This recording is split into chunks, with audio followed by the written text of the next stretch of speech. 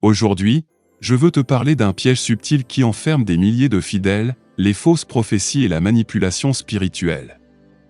La prophétie devrait être un souffle divin qui éclaire une vie. Mais dans beaucoup d'églises, elle est devenue un commerce, une arme pour contrôler les âmes et vider les poches. Le faux prophète observe ses fidèles, écoute leurs confidences, puis répète le tout en public sous forme de révélation. Il généralise des problèmes communs, blocages, disputes de famille, pauvreté, maladie.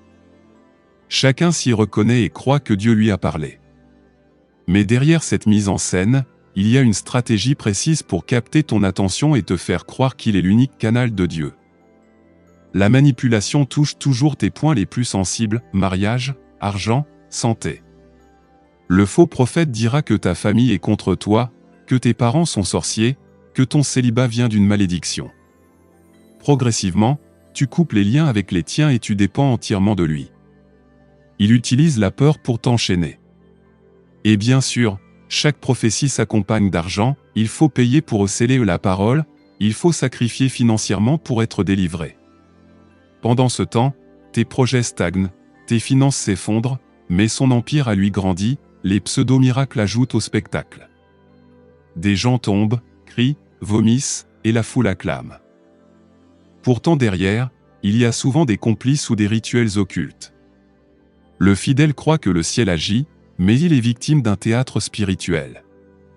Pire encore, certains prophètes annoncent des morts à venir, puis utilisent des pratiques sombres pour provoquer la réalisation, afin de prouver qu'ils ont raison. C'est de la sorcellerie déguisée. Un vrai prophète ne détruit pas les familles, il ne t'appauvrit pas, il ne t'enferme pas dans la peur. Il libère, il élève, il rend autonome. Celui qui dit que sans lui tu ne peux être béni est un imposteur. Celui qui réclame ton argent pour chaque parole ne parle pas de la lumière, mais de son ventre, apprend à observer les fruits.